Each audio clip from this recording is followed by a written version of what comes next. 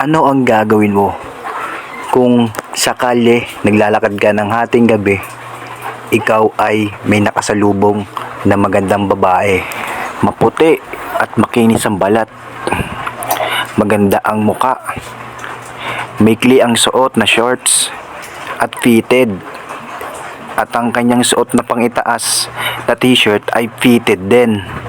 Mahaba ang buhok, ngunit ang buhok niya ay nakatirintas. Doon kayo nagkasalubong sa isang kanto na medyo madilim, at sakto kayong dalawa lang ang tao roon, at bigla kanyang kinausap, tapos bigla kanyang niyaya na mag-sex. Kapag niyaya kayang mag-sex, siguraduhin mo muna na talagang seryoso siya sa sinasabi niya. Baka mamaya kasi nagbibiro lang.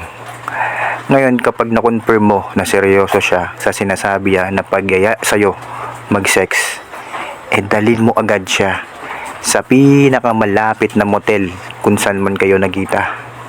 Ngunit kung ikaw ay kapos sa budget sa araw na iyon, dahil hindi mo inaasahan na makakasalubong ka o may mag-aaya sa iyo makipag-sex na babae, baka pwede siyang pumayag sa tabi-tabi kung saan man kayo komportable na gawin yung bagay na pag-sex. Lalo na kung niyaya ka ng babaeng makipag-sex dahil gusto niya lang magparaos at inoperang kanya ng libre na lang. Pag ganon, hanap ka ng pwesto na makakapaghubad kayong dalawa, yung tagong-tago, lalo na sa gabi na yon, yung tipong mahuhubad mo yung kanyang salawal at yung panty niya, nang sa ganon yung kada bayo talaga namang ramdam na ramdam nyo yung sarap.